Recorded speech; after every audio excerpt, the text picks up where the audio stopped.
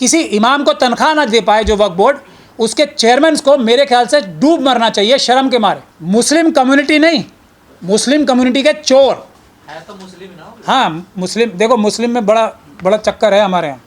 अगर ईमान गया तो आदमी इस्लाम से बाहर। जो वक्फ की ज़मीन का एक लुकमा भी मुंह में रख सकता है वो मुसलमान नहीं होता। जो वक्फ की चोरी होते हुए रोक ना पाए वो मुसलमान नहीं है। जो वक्फ की चोरी खुद करे, इतना सा भी लुकमा उसके मुंह में गया, वो मुसलमान नहीं है। मेरा ये मानना है, इस पर आप फतवा ले सकते हैं किसी से। वक्फ अमेंडमेंट बिल जो सरकार 2024 का लाई है उसके बारे में है, और इसके बारे में बहुत सारे लोगों ने पहले भी बातें रखी हैं। हमारे मेंबर ऑफ पार्लियामेंट ने भी जेपीसी में भी बातें रखी हैं। मेरा एक वकील होने की हैसियत से और एक ऐसा वकील होने की हैसियत से जिन्हें मरहूम वली रहमानी साहब ने, जो पर्सनल लॉ बोर्ड के जनरल सेक्रेटरी थे, उन्होंने मुझे 2 रातों की मोहलत दी थी, जो वक्फ के 2013 के अमेंडमेंट जो आए थे, जिनके ज़रिए से वक्फ की प्रॉपर्टीज़ की हिफाजत के लिए थोड़ी सी बेहतरी हुई थी। तो वो 2 रातों की मेहनत से मैंने वली रहमानी साहब को दिए थे। एक उसमें से जो दूसरा बिल हमने पब्लिक प्रीमिसेस एक्ट की तर्ज पे दिया था, उसको बिल्कुल ही रिजेक्ट कर दिया गया था उस टाइम भी 2013 में यूपीए की गवर्नमेंट ने। अगर वो भी आ जाता है इन अमेंडमेंट्स के साथ तो वक्फ की बहुत सारी प्रॉब्लम्स दूर हो जाती हैं, और वक्फ की बहुत सारी परेशानियां जो बहुत सालों से हैं वो दूर हो जाती। लेकिन ऐसा हुआ नहीं। लेकिन जो आरएसएस और बीजेपी के लोग हैं, जो मनुवादी व्यवस्था के लोग हैं, मानसिकता के लोग हैं, वो निशाना ताक के देश की जो कॉन्स्टिट्यूशनल माइनॉरिटीज़ हैं, जिन्हें संविधान बनने से पहले जो कॉन्स्टिट्यूशनल डिबेट्स हो रही थी उसमें माइनॉरिटीज़ माना है, यानी कि अक़लियत माना है, अल्पसंख्यक माना है, जिसमें जो उस समय की डिप्रेस्ड क्लास थी, जो अनटचेबल्स थे वो भी माइनॉरिटी थी, मुस्लिम भी माइनॉरिटी थे, शेड्यूल कास्ट भी माइनॉरिटी थे, शेड्यूल ट्राइब भी माइनॉरिटी थे, सिख भी माइनॉरिटी थे, क्रिश्चियंस भी माइनॉरिटी थे, और बौद्ध भी माइनॉरिटीज़ थे, और एंग्लो इंडियंस भी माइनॉरिटीज़ थे। ये सारी माइनॉरिटीज़ के पीछे, ऐसा नहीं है ओबीसी के पीछे नहीं है, उनके भी पीछे है, लेकिन माइनॉरिटीज़ के पीछे मनुवादी मानसिकता सबसे ज़्यादा ताकत से जुटी रहती है, लगी रहती है। तो उसके तर्ज पे अगर देखा जाए, सबसे पहले ट्राइबल्स के लिए पैसा एक्ट आया। किस लिए आया? कि ट्राइबल्स को उनकी ज़मीन, जल जंगल ज़मीन बचाने के लिए। लेकिन उसका अंजाम क्या हुआ? उनकी सारी ज़मीनें छीन ली जा रही हैं पैसा एक्ट की बुनियाद पे। उसी तरीके से schedule caste, schedule tribe community के लिए SC/ST एक्ट आया, और SC/ST एक्ट ने उनकी कुछ भलाई तो नहीं की, लेकिन उसका नुकसान और किया। और सरकार ने सुप्रीम कोर्ट में बार बार पिटीशंस लगवा के SC/ST एक्ट को भी कमज़ोर कर लिया। यही कहानी वक्फ की है। वक्फ सबसे पहले तो ये समझने की बात है, और उस हर चीज़ के बारे में भ्रांतियाँ फैलाते हैं, जैसे कि ट्राइबल्स इस देश की ज़मीन खा गए, शेड्यूल कास्ट, शेड्यूल ट्राइब और OBC जो है इस देश की सारी नौकरियाँ खा गए। ये झूठी कहानियाँ फैलाते हैं। इसी तरीके से वक्फ के बारे में भी एक लंबे समय से झूठी कहानियाँ फैलाई जा रही हैं कि वक्फ जो है ज़मीनों पे एनक्रोचमेंट कर रहा है। तो एक एक पॉइंट लेके मैं आज इस प्रेस कॉन्फ्रेंस के माध्यम से उन लोगों को भी बताना चाहता हूँ जो इसकी आवाज़, जो हमारे मुस्लिम समाज के और दूसरे समाजों के लीडर हैं, ताकि जनता को बता सके। क्योंकि अभी मुझे किसी का भी एकदम क्लैरिटी से वर्जन आया नहीं है इसमें, ना कानूनी पोजीशन से, ना हिस्ट्री के बारे में। तो इसीलिए मैंने ये प्रेस कॉन्फ्रेंस रखी है आज। और इसमें सबसे पहले मैं आपको ये बताना चाहता हूँ कि वक्फ क्या होता है। वक्फ होता है, या चलिए उससे भी पहले ये बताएं कि वक्फ का प्रावधान सभी माइनॉरिटीज़ के लिए अलग अलग प्रोटेक्टिव सब प्रावधान संविधान में क्यों रखे गए। क्योंकि संविधान, एक तो हमारे लोगों को, ख़ास तौर पे मुस्लिम नेताओं को ये नहीं पता, वो बार बार इस बात को कहते हैं कि हमें ये गारंटी दी गई थी, हमें ये वादा किया गया था। ये बिल्कुल बकवास है। भारत देश के निर्माण में किसी ने किसी से कोई वादा नहीं किया। पूरे देश की जनता ने मिलके, भारत देश की सारी जनता ने मिलके एक दूसरे से वादा किया, और उसकी बुनियाद पर यह संविधान बना है। तो एक तो पहले वो समझ लें संविधान क्या है, भारत देश क्या है। किसी ने किसी को कुछ नहीं दिया, कोई देने वाला कुछ है ही नहीं। बाबा साहब डॉक्टर भीमराव अंबेडकर ने अपने मुट्ठी भर साथियों के साथ मिलकर संविधान दिया है, बस इतना। Freedom to manage religious affairs subject to public order, सिर्फ पब्लिक ऑर्डर के तहत चल के, कोई किसी की दखलंदाजी नहीं है। पार्लियामेंट की भी दखलंदाजी किस जगह आती है वो मैं आपको बताऊंगा। जो मुस्लिम समाज है, वक्फ की पर्सपेक्टिव में ही बता रहा हूँ, मुस्लिम समाज को सिर्फ और सिर्फ पूरी आज़ादी है। सिर्फ क्या करना है, उन्हें जो भी अपने जो धर्म का पालन करना है वो सब्जेक्ट किसके है, मतलब वो ध्यान इस चीज़ का रख के करेंगे कि पब्लिक ऑर्डर में कोई नुकसान ना हो, मॉरलिटी में यानी कि नैतिकता में कोई कमी ना आए, और किसी की सेहत के ऊपर कोई नुकसान ना आए। तो ये फ्रीडम है to manage religious affairs every religious denomination और एनी सेक्शन देयर ऑफ। तो 26 में सारे मजहबी ग्रुप्स को और उसके सेक्शंस, जो उनके ग्रुप्स अगर बन भी गए छोटे छोटे, उनको to establish and maintain institutions for religious and charitable purposes. तो वक्फ क्या है, रिलीजियस और चैरिटेबल पर्पसेस के लिए तो है ना। तो ये आज़ादी है जो हम सब ने एक दूसरे को दी है, पूरी तरह आज़ाद है मुस्लिम समाज। पहली बात ये, and to manage its own affairs in the matter of religion, अपने कारगुजार जो कार्यक्रम हैं, कार्यकलाप हैं, वो अपने आप मैनेज करेंगे वो, ये दूसरी आज़ादी है। And to own and acquire movable and immovable property and to administer such properties in accordance with law. अब ये जो इन अकॉर्डेंस विद लॉ है, कानून कौन बनाता है, या तो स्टेट गवर्नमेंट्स, असेंबली या पार्लियामेंट। ये जो कानून बनाना है ये बनाएगा कौन, पार्लियामेंट या असेंबलीज, लेकिन बनाएगा किससे, पूछ के। ये है बुनियादी बात, उन लोगों से पूछ के, उन लोगों के हिसाब से जिसके बारे में वो कानून बनना है। इस केस में मुस्लिम समाज से पूछ के ही वक्फ का कोई कानून बन सकता है। और इस बिल को लाने से पहले या इससे पहले भी जितने बिल आए, उनको लाने से पहले कोई पब्लिक कंसल्टेशन तो की नहीं गई।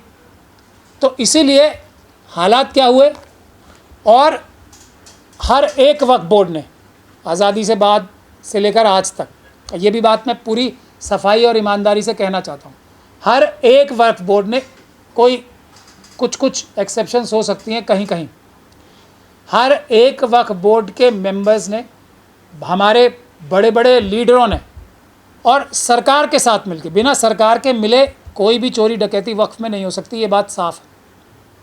सरकार के और प्रशासनिक अधिकारियों से मिलकर वक्फ में चोरी डकैती लूट की है। और ये बात सही है जो किरण रिजिजू साहब ने पार्लियामेंट में भी कही थी कि सच्चर कमेटी के आधार पे जितनी प्रॉपर्टीज़ बताई गई हैं उससे कहीं ज़्यादा, इतनी भर बात उनकी सही थी। अगर सही से इसका देखभाल होती ईमानदारी से, तो कोई भी मुस्लिम परिवार करोड़पति ना हो, ऐसा नहीं हो सकता था। इतने हमारे बुज़ुर्ग हमारे लिए प्रॉपर्टीज़ छोड़ गए। अब वक्फ की दूसरी बात पे आना बहुत ज़रूरी है, जो भ्रांति फैलाई जा रही है। वक्फ किसी सरकार की कोई देन नहीं है।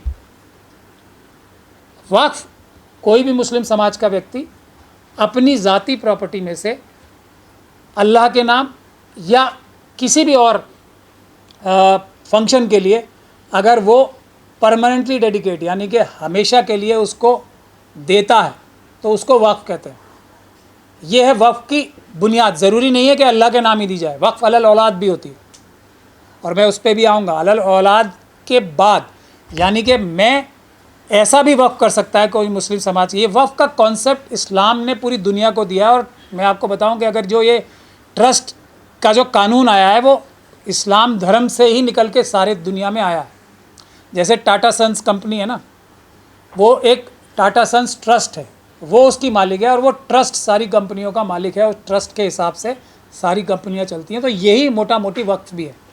मैं अपनी प्रॉपर्टीज़ के लिए, कोई भी मुस्लिम व्यक्ति अपने प्रॉपर्टीज़ को दे दे परमानेंटली देना पड़ता है। तो किस चीज़ के लिए? अब वो कुछ भी वजह हो सकती है।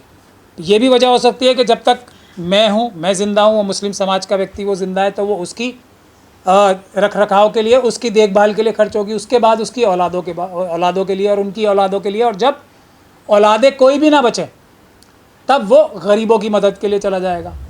तो ये भी एक प्रकार का वक्फ। ऐसे भी बहुत सारे वक्फ हैं, और इसी की वजह से सबसे पहला अमेंडमेंट भी जब कानून पहला बना था वो वक्फ अलल औलाद की वजह से ही 1913 में बना था। तो अब मैं आपको ये बताना चाहता हूँ कि मेन बिंदु हमारे क्या हैं। पहली चीज़ जो अब मैं बताना चाहता हूँ आपको कि ये जो कानून बनना चाहिए तो ये मुस्लिम समाज की तरफ से आना चाहिए। आज तक ऐसा हुआ नहीं है, इसीलिए ये कोई अच्छा कानून नहीं है। बचाने की जगह जो काम किया जा रहा है उसको लूटने का किया जा रहा है। अगर इसमें बचाने की एक भी बात होती तो मैं भी इसका समर्थन करता।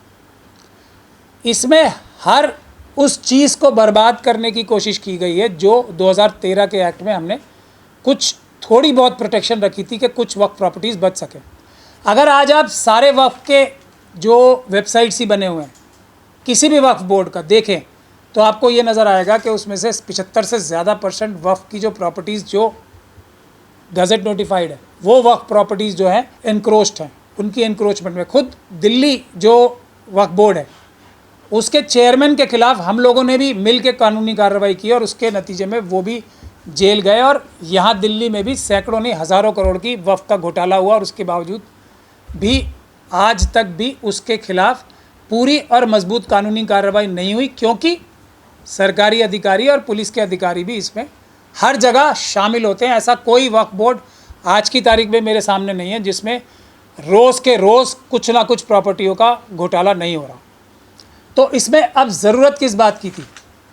इससे पहले कि मैं अपने सजेशन दूं, मैं इसकी वक्फ की हिस्ट्री भी बताना चाहता हूं। और ये उन समाज के लोगों के लिए है जो वक्फ बोर्ड के बारे में चिंतित हैं और वो जो ये जानना चाहते हैं कि वक्फ के लिए क्या करना चाहिए, क्या वक्फ के लिए होना चाहिए। तो जब तक अंग्रेज़ इस देश में ताकतवर नहीं हुए, 1810 में पहला एक एक्ट आया था जो सभी धर्मों के लिए बराबर आया था। उससे पहले जो उस वक्त के कानून के हिसाब से जो कोर्ट्स होती थी काजीज़ की, उसमें एक आम मुकदमे की तरह भी अगर कोई वक्फ के बारे में डिस्प्यूट होता था तो वो चलता था। लेकिन 1810 में board of revenue and board of commissioner अंग्रेज़ों ने पहली बार लाया है, जिसमें सभी धर्मों के मजहबी और चैरिटेबल जो फंक्शंस थे उसके लिए ये बोर्ड बना 1810 में। 1863 में रिलीजियस एंडाउमेंट एक्ट बना जिसमें सारी प्रॉपर्टीज़ ट्रस्टी मैनेजर्स के पास इनकी ट्रांसफ़र। उसके बाद 1890 में सेंट्रल ट्रेजरर बनाया गया, किस कानून के तहत? The charitable properties act. और उसमें सीपीसी जो है ना, सिविल प्रोसीजर कोड, उसमें भी सेक्शन 92 और 93 इंट्रोड्यूस किया गया ये ट्रस्ट के कानूनों को स्ट्रीमलाइन करने के लिए। 1895 में प्रिवी काउंसिल की एक जजमेंट आई जो वक्फ अलल औलाद के बारे में थी, जो मैंने एग्जांपल अभी आपको दिया था। उसमें यह कह के कि इसमें परपेचुटी यानी कि कंटिन्यूटी नहीं है, पहले अपने आप के लिए, फिर अपने औलादों के लिए और उसके बाद गरीबों के लिए जो कहा गया वो उसमें अनसर्टेनिटी है। इसलिए वक्फ अलल औलाद जो है वो वक्फ नहीं माना जाएगा। और उसके बाद बहुत बड़े लेवल पे प्रोटेस्ट हुए देश में 1895 से और अगले 10 साल तक। उसके बाद अंग्रेज़ों ने 1913 में पहला जो वक्फ का कानून स्पेशली आया वो आया मुसलमान वक्फ वैलिडेटिंग एक्ट ऑफ 1913। इसमें सिर्फ जो कमी वक्फ के कानून में आई थी 1895 की प्रिवी काउंसिल की जजमेंट से, जो केस का नाम था अब्दुल फतेह मोहम्मद इशाक वर्सेस रसमाया धुर चौधरी। इस केस के बाद 1913 का एक्ट लाया गया था ताकि अलल औलाद वाला जो एक डाइल्यूशन हुआ था उसको ख़त्म किया जा सके। और ये सरकार ने भी उस 1913 के एक्ट को ख़त्म करने के लिए एक और बिल लाया है इसी वक्त 2024 में। उसके बारे में ज़्यादा लोगों को नहीं पता, मैं उसको सीक्वेंस से बता रहा हूँ अभी। 1913 के बाद 1930 में अमेंडमेंट हुई इसी मुसलमान वक्फ वैलिडेटिंग एक्ट की, जो वक्फ अलल औलाद के लिए हुई। 1920 में एक और एक्ट आया, the charitable and religious trust act, जो सभी धर्मों के लिए था। उसमें सभी धर्मों के लिए ट्रस्ट बनाने की प्रावधान दिए गए। उसके बाद प्रॉपर एक एक्ट आया, द मुसलमान वक्फ एक्ट ऑफ 1923। इस एक्ट के तहत ये सिस्टम बनाया गया कि जो डिस्ट्रिक्ट जजेस होंगे उनके पास 6 महीने के अंदर अंदर सारे मुतवल्ली सारी वक्फ की प्रॉपर्टीज़ को रजिस्टर कराएंगे। 1923 में ये कानून पहली बार आया रजिस्ट्रेशन का और उसको स्ट्रीमलाइन करने का, क्योंकि उस वक़्त भी वक्फ के प्रॉपर्टीज़ के बारे में काफ़ी गड़बड़ हो रही थी। इनके बाद और भी बहुत सारे कानून आए। 1926 में बिहार उड़ीसा के लिए आया, 1934 में बंगाल के लिए आया, 1935 में बॉम्बे के लिए आया, 1943 में दिल्ली के लिए, 43 में दिल्ली के लिए, 1936 में यूपी के लिए, तब यूनाइटेड प्रोविंसेस बोला जाता था उसे, 1947 में बिहार के लिए, और 1954 में फाइनली आज़ादी के बाद द वक्फ एक्ट ऑफ 1954 आया।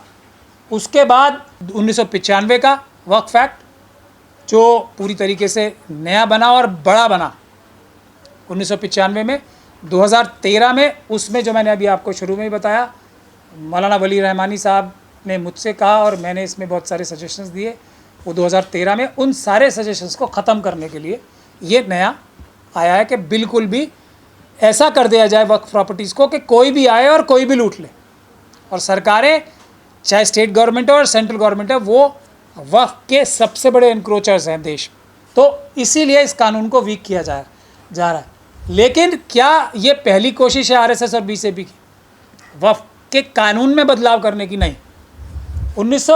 2021 को वक्फ अमेंडमेंट बिल एक लाया गया था लोकसभा में, जो संजय भाटिया नाम के एक एमपी साहब लाए थे 2021 में।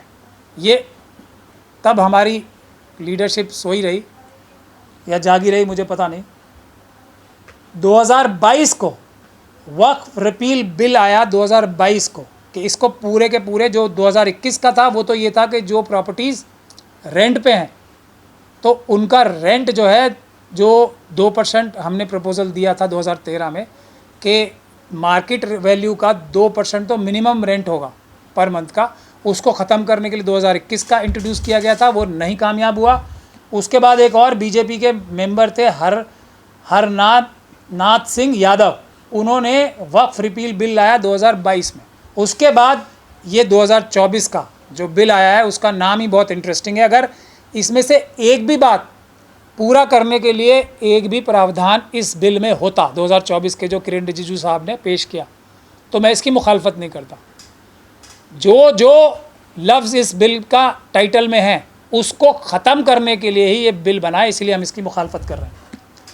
तो ये है United Waqf management empowerment, efficiency and development. ये इसकी एक भी चीज़ ना मैनेजमेंट ठीक से होगी इसकी, क्योंकि मैनेजमेंट के लिए तरह तरह की चीज़ें इंट्रोड्यूस कर दी गई हैं। जो डीएम को अब इंचार्ज बनाया जा रहा है, वो डीएम इस बात के लिए मुकर्रर था हमारे 2013 के एक्ट में, 1995 के एक्ट में, जो वक्फ बोर्ड रेजोल्यूशन पास करके फैसले सुनाएगा, उसको इम्प्लीमेंटिंग अथॉरिटी थी जो डीएम था।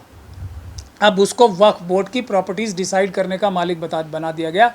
और मैं किरण रिजिजू साहब का वो सुन रहा था भाषण उसमें, तो वो ये कह रहे हैं कि रेवेन्यू का काम तो डीएम ही करता है, जो ज़मीन का रेवेन्यू का काम करने वाला है वही डिसाइड करेगा कि ये ज़मीन किसकी है या नहीं है। या तो वो सरकारी अधिकारी होता है ना, वो सरकार के ख़िलाफ़ फैसला देगा कभी, तो वो जज इन हिज ओन कॉज बनेगा।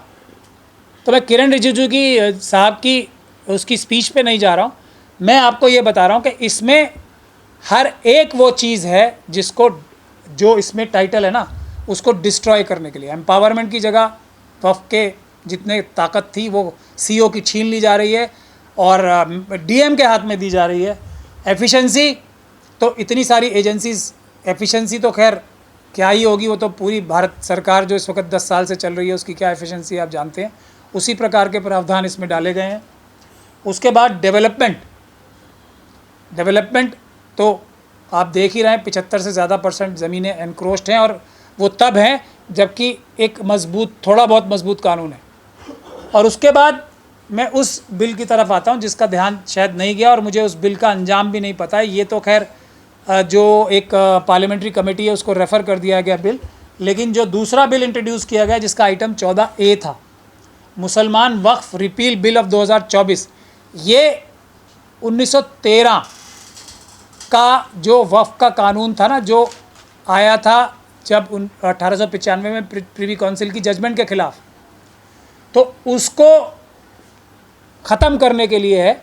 और इससे भी बहुत बड़ा नुकसान होने जा रहा है। वक्फ अलल औलाद भी वक्फ होती है, ये 1913 और 1930 के वक्फ जो मुसलमान वक्फ वैलिडेटिंग एक्ट था उसके तहत और 2013 और 1995 के वक्फ एक्ट के मिले जुले जो इफ़ेक्ट होता था उससे दोनों वक्फ अलल औलाद और वक्फ अल्लाह दोनों प्रोटेक्ट होते थे। तो ये एक बहुत बड़ा हमला हुआ है जिसको शायद मेरे ख्याल से, मुझे उसका अंजाम नहीं पता, लोकसभा ने शायद उसको पास किया है या नहीं किया है, क्या वो जॉइंट पार्लियामेंट्री कमेटी को रेफ़र हुआ है या नहीं हुआ है, ये बात आपको हमारे मेंबर ऑफ पार्लियामेंट से पूछनी चाहिए। मैं भी इस पर रिसर्च कर रहा हूँ।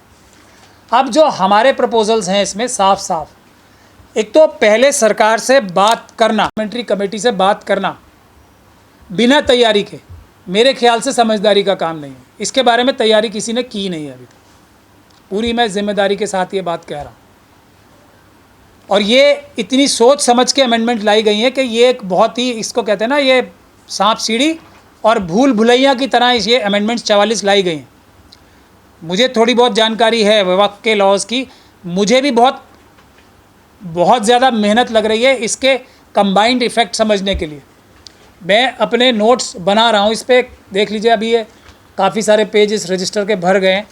मैं भी एक एक जो अमेंडमेंट है उसको समझ के उसके इम्प्लीकेशंस देखकर समझने की कोशिश कर रहा हूँ और मैं पूरी इस पर कार्रवाई कर रहा हूँ कि इसको हम कि एक वाइट पेपर बनाएंगे हम और वो हम सबको पेश करेंगे ताकि वो इस हिसाब से इसको अपोज कर सकें। लेकिन मेरा कहना ये है, एक नटशेल में मोटा मोटा इस अमेंडमेंट को पूरी तरीके से नकार देना चाहिए, पूरी तरीके से रिजेक्ट करना चाहिए और जेपीसी में जाके ये बोलना चाहिए कि इसके लिए हमें 3 महीने या 6 महीने का टाइम दिया जाए, हम तैयारी करके एक नया पूरा कॉम्प्रिहेंसिव वक्फ एक्ट लाएंगे, मुस्लिम समाज प्रस्तुत करेगा उसे, और उसको पार्लियामेंट फिर पब्लिक के सामने रखे। जो एक प्रोसीजर होता है जो इसमें फॉलो नहीं किया गया, पब्लिक कमेंट्स के लिए वेबसाइट पे डाले, उसके बाद भी सबके कमेंट्स लिए जाएं इस पर, और उसके बाद जॉइंट पार्लियामेंट्री कमेटी में जाए और उसके बाद पार्लियामेंट में ये पेश किया जाए। ये तरीका होना चाहिए इसका।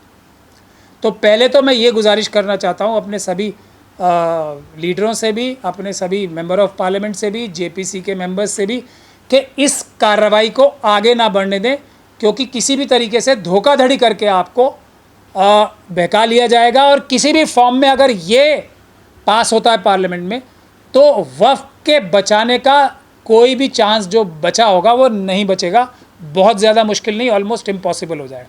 पहली चीज़ ये, इसको पूरी तरीके से नकार देना है। दूसरी चीज़ ये कि मुस्लिम समाज इसको बना के देगा और वो फिर पब्लिक डोमेन में जाना चाहिए, पब्लिक कमेंट्स आने चाहिए, फिर जेपीसी में जाना चाहिए, फिर जेपीसी या सेलेक्ट कमेटी में, और उसके बाद पार्लियामेंट में ये बिल की शक्ल में जाना चाहिए। दूसरी बात यह है कि ये मजबूती के लिए होना चाहिए, और वो इस बिल के टाइटल से ही पता लग रहा है। अब इसमें बुनियादी चीज़ें क्या क्या होनी चाहिए। पहली बुनियादी चीज़ इसमें यह होनी चाहिए कि वंस अ वक्फ ऑलवेज़ अ वक्फ, क्योंकि ये मुस्लिम समाज की प्रॉपर्टी है, मुस्लिम समाज के लोगों की दी गई है, तो और वो अल्लाह के नाम ट्रांसफ़र होती है। अगर वक्फ अलल औलाद भी है तो अल्टीमेटली अल्लाह के नाम ट्रांसफ़र होती है। तो ये वंस अ वक्फ ऑलवेज़ अ वक्फ का जो कॉन्सेप्ट है उसको टच नहीं किया जाना चाहिए किसी भी हालत में, किसी भी कीमत में। अगर इस कॉन्सेप्ट को टच किया जाता है तो वो कानून किसी भी हालत में हमें मंजूर नहीं है और उसको कचरे के डिब्बे में डाल देना चाहिए, रिजेक्ट कर देना चाहिए। दूसरा जो सबसे अहम बात इसमें निकल के आनी चाहिए, जो सबसे अहम प्रावधान होने चाहिए, और वो होने चाहिए सख्त से सख्त सज़ा जो लोग भी वक्फ की प्रॉपर्टीज़ को एनक्रोच करते हैं, वक्फ की प्रॉपर्टीज़ को, चाहे वो वक्फ बोर्ड के अधिकारी हों, चाहे मुतवल्ली हों, चाहे पब्लिक के लोग हों, चाहे गवर्नमेंट के अधिकारी हों, जो वक्फ की प्रॉपर्टीज़ को करते हैं, तो उनको उम्र कैद तक की सज़ा होनी चाहिए। ये प्रावधान डालना चाहिए। फिर ये जो सारी कमियां किरण रिजिजू साहब गिनवा रहे थे ना, कि आप ही के लोगों ने तो बताया कि इसमें बड़ी धांधली होती है, बड़ा करप्शन होता है, तो वो दूर करने की जो तरीका था वो ये था कि कानून ऐसे बनाए जाए, जो भी करप्शन करेगा वक्त में उसको उम्र कैद की सज़ा होगी, 10 साल की तो कम से कम होगी ही होगी। और उसके साथ साथ पीएमएलए का जैसे कानून है ना, प्रॉपर्टीज़ जब्त करने का, बुलडोज़र का कानून तो नहीं कहूँगा मैं, बल्कि जो प्रॉपर्टीज़ सीज़ करने का, प्रिवेंशन ऑफ मनी लॉन्ड्रिंग का जैसे कानून है, वैसा ही ईडी के बराबर ताकतें जो हैं वक्फ बोर्ड को भी दी जाए, किसी ने अगर वफ़ की प्रॉपर्टी से डायरेक्टली इनडायरेक्टली कोई अपनी प्रॉपर्टी भी बनाई है तो प्रोसीड्स ऑफ क्राइम मान के उसको सीज करने का अधिकार जो है वफ़ को देना चाहिए। ये मेरा जो प्रपोज़ल ऑन जो मैंडेटरी है, इसके अलावा काम नहीं होगा। जो हम बिल प्रपोज भी करेंगे या करना चाहिए उसमें ये चीज़ें तो होनी चाहिए। अब जो मेंबर्स इलेक्ट होने चाहिए किसके, वक्फ बोर्ड के और सेंट्रल वक्फ काउंसिल के, वो SGPC जैसे है ना, सिखों के लिए जैसा कानून है। जनरल मुस्लिम कम्युनिटी को इलेक्ट करने की ताकत होनी चाहिए उसको। इलेक्शन से लोग जीत के आने चाहिए जो वक्फ बोर्ड में मेंबर्स बनेंगे। ये एक अहम बात है जो बहुत ज़रूरी है। जब तक मुस्लिम समाज के वोटों से जीत के लोग नहीं जाएंगे। और यहाँ मैं एक बात और ऐड करना चाहूँगा, अगर SGPC के भी लोग उसको सजेशन को मेरा लेना चाहें तो ले सकते हैं। इसमें प्रावधान होना चाहिए इस इलेक्शन के बाद राइट टू रिकॉल का भी। अगर टोटल वोट्स का 10% 20% वो हम डिस्कस करके तय कर सकते हैं। लोग अगर सिग्नेचर कैंपेन करें तो किसी भी वक्फ बोर्ड के मेंबर को रिकॉल करने की ताकत भी होनी चाहिए, ताकि ये नहीं कि मैं बन गया हूँ तो 5 साल तक लूट मचाऊंगा, ये लगे कि मैं अगले दिन भी हट सकता हूँ, लोग मुझे कान पकड़ के सीट से हटा भी सकते हैं। ये रिकॉल का प्रोविज़न भी उसमें आना चाहिए। और कोई भी वक्फ की प्रॉपर्टी जो परमानेंटली ट्रांसफ़र होती है, चाहे सेल या लॉन्ग लीज पे, जो प्रावधान है इसमें मैक्सिमम 30 साल का, हालांकि मैं उसके लिए तैयार नहीं था, यह हमारा प्रपोज़ल भी नहीं था, लेकिन फिर भी 2013 में रहमान साहब ने रखी 30 साल 33 साल तक की लॉन्ग लीज। तो ऐसी कोई भी sale deed void of initio होनी चाहिए, मतलब शुरुआत से ही बेमानी होनी चाहिए, उसकी कोई ताकत नहीं मानी जानी चाहिए। और जिसने भी अधिकारी ने सेल डीड वक्फ प्रॉपर्टी की दर्ज की, उसको भी कम से कम 10 साल की सज़ा होनी चाहिए। और उन लोगों को तो उम्र कैद की सज़ा होनी चाहिए जो ऐसी प्रॉपर्टी जाके सेल डीड अपने नाम या किसी के नाम करते हैं। ये प्रावधान भी इसमें ज़रूरी होना चाहिए। हाँ, एक और महत्वपूर्ण बात है, ASI की प्रॉपर्टीज़ का आप लोग हाल देख रहे हो, चाहे वो दिल्ली की जामा मस्जिद हो या सफदरजंग का मकबरा हो या पुराना किला हो, या आप कोई भी ऐसी मस्जिदें और जो कब्रिस्तान और इस तरह के मकबरे हैं जो ASI की ख़ास तौर पे मस्जिदें हैं या मकबरे हैं, आप कहीं भी जाके देख लीजिए, उनका इतना बुरा हाल है। जबकि मैं वो जो जहाँ पर बहादुर शाह ज़फ़र के लिए जो ज़मीन रखी हुई है ना कब्रिस्तान की, वहाँ हम लोग गए भी थे वहाँ पे एक बार, तो उसका क्या हालात है वहाँ पे। तो अगर उसमें नमाज पढ़ी जाएगी जब भी वो बिल्डिंग का और उस बिल्डिंग के कॉन्सेप्ट का प्रोटेक्शन माना जाता है। ये बात बुनियादी बात है। और अगर मस्जिदों में नमाज ही नहीं पढ़ी जा रही तो सिर्फ बिल्डिंग प्रोटेक्ट करने का कोई मकसद ASI के कानून के तहत भी नहीं होता। तो इसलिए ये ASI की मस्जिदें जितनी भी हैं ख़ास तौर पे, और ख़ानकाएँ और जो जितने बड़े बड़े कब्रिस्तान भी हैं, मकबरे हैं, वो सब वक्फ बोर्ड के मैनेजमेंट में और एडमिनिस्ट्रेशन में दी जाएं ताकि उसका बेहतर रख रखाव हो सके। इससे एक और भी फ़ायदा होगा, जो RSS और BJP का एक कैंपेन भी है ना, मुसलमान सड़कों पे नमाज़ पढ़ते हैं, तो ASI की मस्जिदें अगर नमाज के लिए खुलेंगी, उनका रख रखाव भी बेहतर होगा। लोग झाड़ पूछ के, मस्जिद में तो साफ़ सफाई रखना, उसको चाक चौबंद रखना बहुत अहम जिम्मेदारी होती है, सब लोग रखेंगे उसको बढ़िया से, और वो मेंटेन भी बेटर होंगी। और ये सड़क पर नमाज़ पढ़ने की जो प्रॉब्लम है, ये भी काफ़ी हद तक मेरे ख्याल से दूर हो जाएगी, ये भी मैं मानता हूँ। एक और बात है, इसमें जो मैंडेटरी प्रोविज़न रखा जाना चाहिए, जैसे पब्लिक प्रीमिसेस एक्ट का, और ये बात हमने 2013 को भी प्रपोज़ की थी, जो हमारी मानी नहीं गई। पब्लिक प्रीमिसेस एक्ट का सारे प्रावधान वक्फ की प्रॉपर्टीज़ के लिए भी लागू होने चाहिए कि 3 महीने से लेकर 6 महीने तक कोई भी एनक्रोचर वक्फ की प्रॉपर्टीज़ से हटाया जा सके। ये मेरे प्रपोज़ल हैं, लेकिन डिटेल में मैं हमारी टीम के साथ मिलकर भी बना रहा हूँ।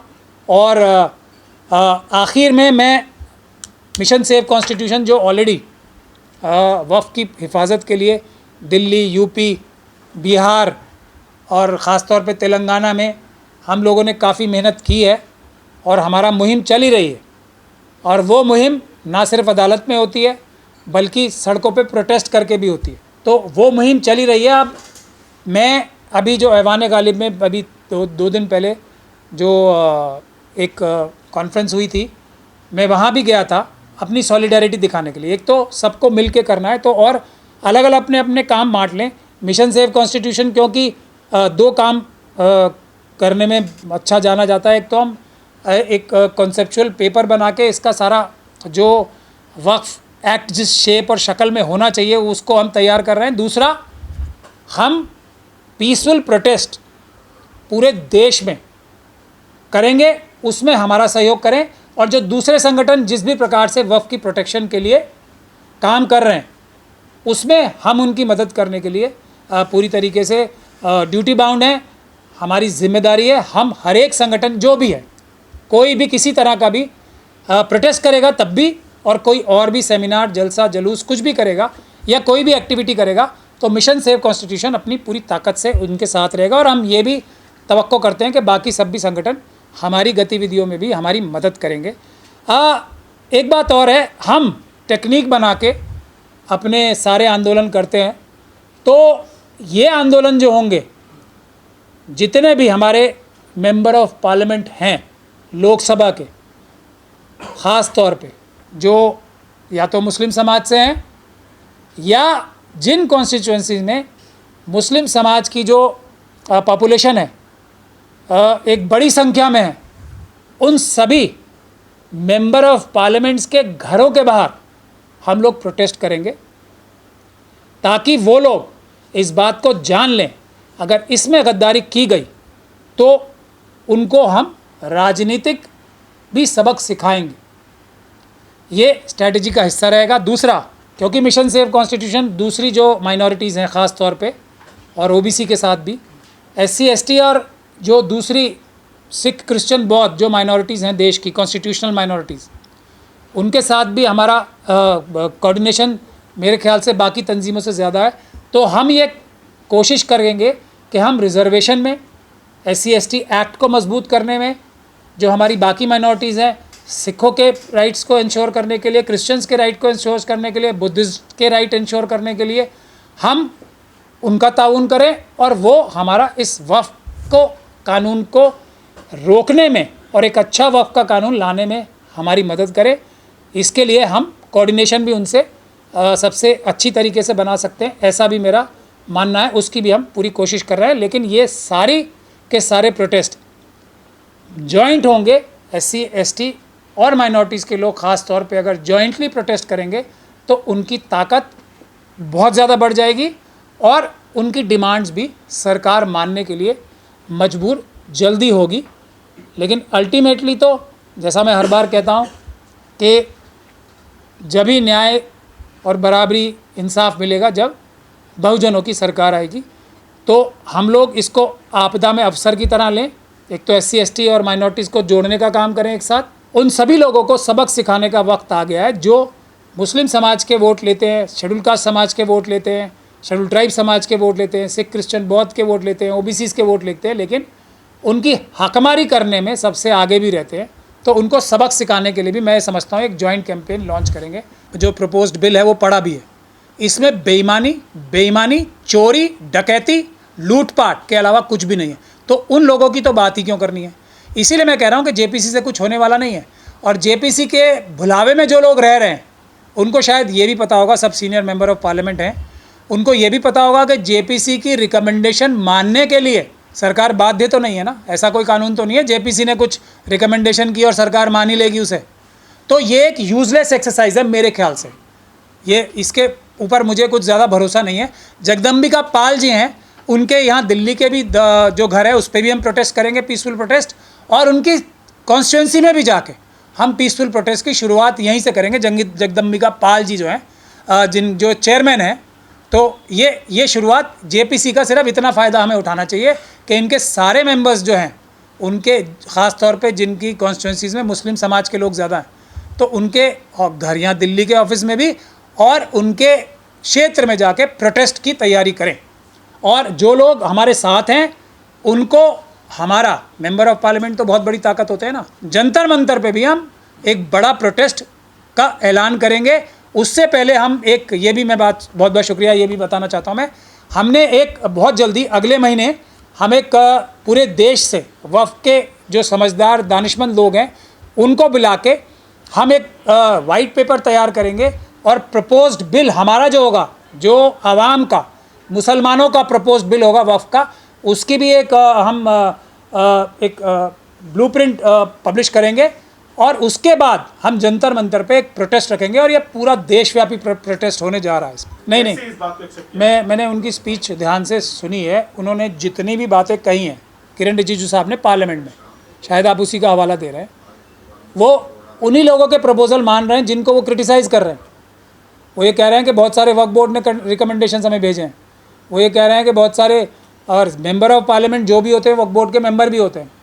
तो जिन लोगों ने ये भ्रष्टाचार किया है उन्हीं की रिकमेंडेशन पे ये अमेंडमेंट्स ला रहे हैं। तो मतलब चोर जो हैं उनकी रिकमेंडेशन, ये किरण रिजिजू साहब का आर्ग्यूमेंट है। अगर कोई मेंबर ऑफ पार्लियामेंट ध्यान से उनका जवाब देना चाहता तो उनका एक भी लॉजिक ऐसा नहीं था जिसमें वो खुद ही चकरा के गिर ना जाते और वहाँ हाथ जोड़ के उन्हें पार्लियामेंट के अंदर माफ़ी ना मांगनी पड़ती।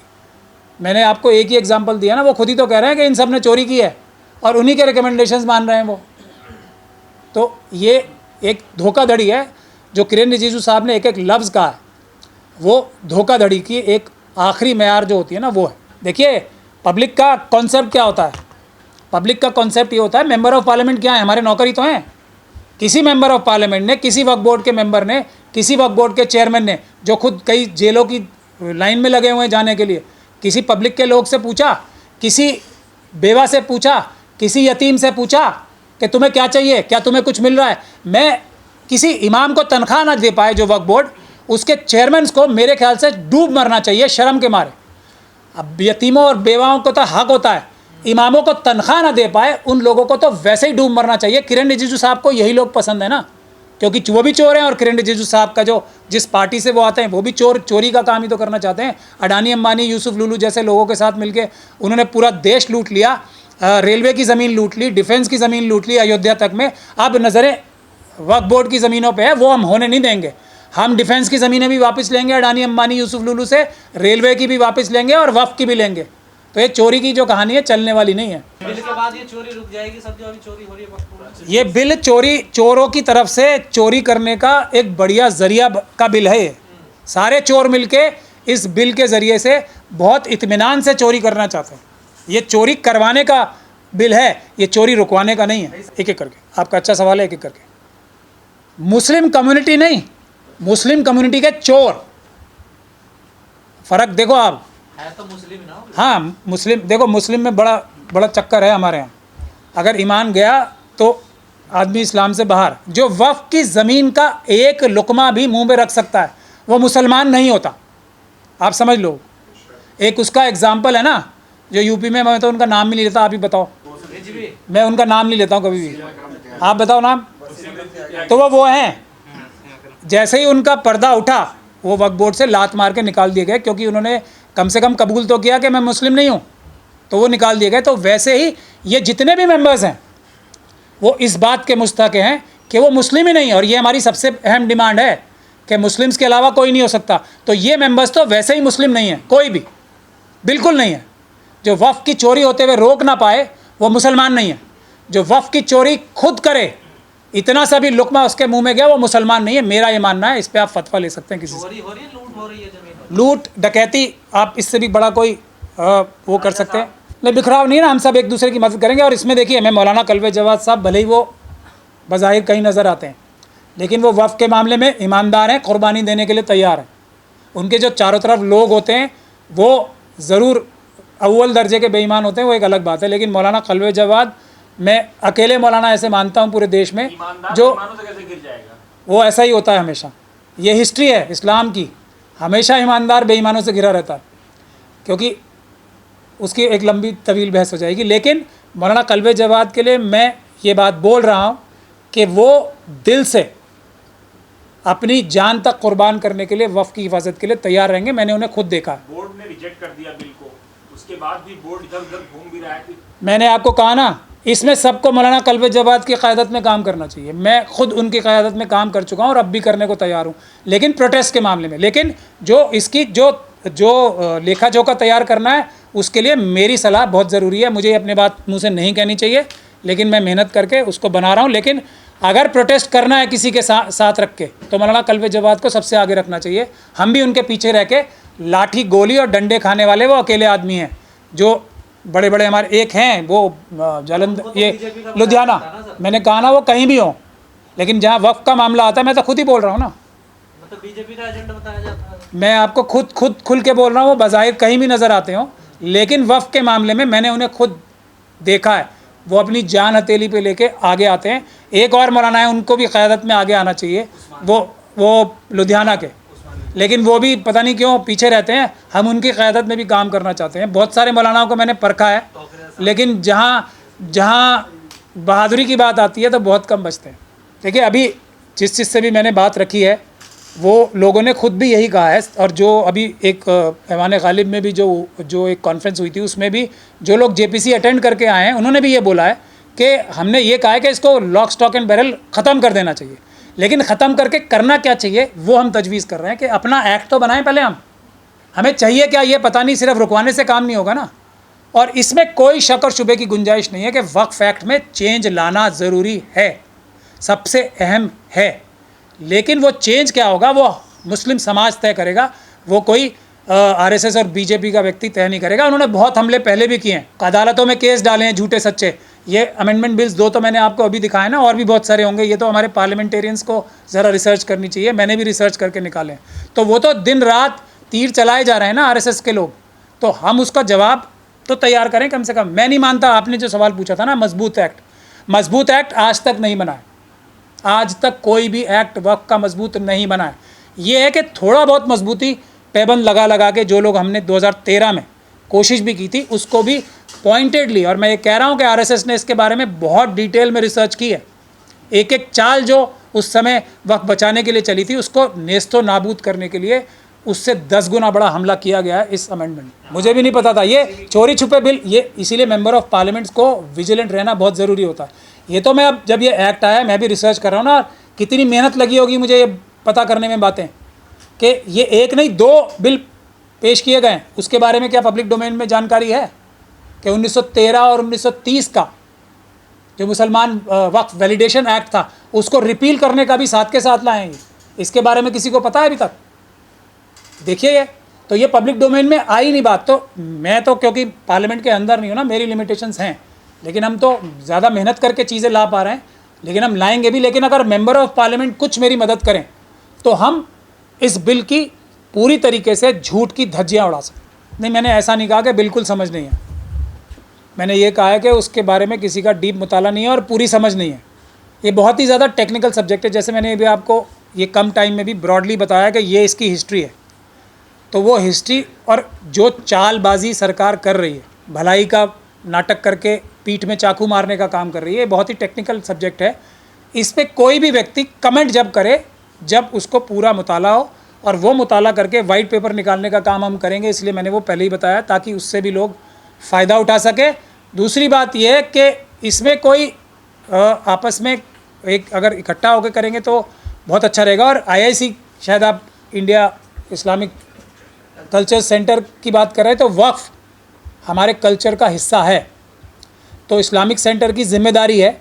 और मैं ये चाहूँगा अगर मेरी बात चले, मैं भी मेंबर हूँ, तो हम इसका मरकज़ वक्फ के लिए तहरीक चलाने का, और वो प्रधानमंत्री के घर से भी बहुत नज़दीक है, तो हमें प्रोटेस्ट लेके प्रधानमंत्री के घर तक भी जाने में बहुत आसानी रहेगी, पीसफुल प्रोटेस्ट। तो इसका मरकज़ जो है इस्लामिक कल्चरल सेंटर को बनाया जाए। ये मैं सलमान खुर्शीद साहब से भी गुजारिश करूँगा, ये जो अभी IIC के लोग जीत के आए हैं उनसे भी मैं पर्सनल गुजारिश करूँगा कि ये हमें इसका हेडक्वार्टर वक्फ की लड़ाई लड़ने का, ख़ास तौर पे जो पीसफुल प्रोटेस्ट की और रिसर्च करने का जो हेडक्वार्टर बनाया जाए वो इंडिया इस्लामिक कल्चरल सेंटर को बनाया जाए, क्योंकि वक्फ हमारे कल्चर का बहुत अहम हिस्सा है। ये एक ऐसा यूनिक कल्चर है जो भारत ने पूरी दुनिया को दिया है, और इस्लामिक कल्चर ये वाला वक्फ का कॉन्सेप्ट वाला जिस तरीके से भारत में लागू हो रहा है, पूरी दुनिया को इससे सीखने के लिए बहुत कुछ है। तो मैं ये चाहूँगा कि ये हमारा एक फ्लैगशिप प्रोजेक्ट रहे। तो मैं सलमान साहब से और बाकी ऑफिस बेरर से इस बारे में गुजारिश भी करूँगा, और मेंबर से भी गुजारिश करूँगा कि इसका जो सेंटर हो वो इस इंडिया इस्लामिक कल्चरल सेंटर ही बने।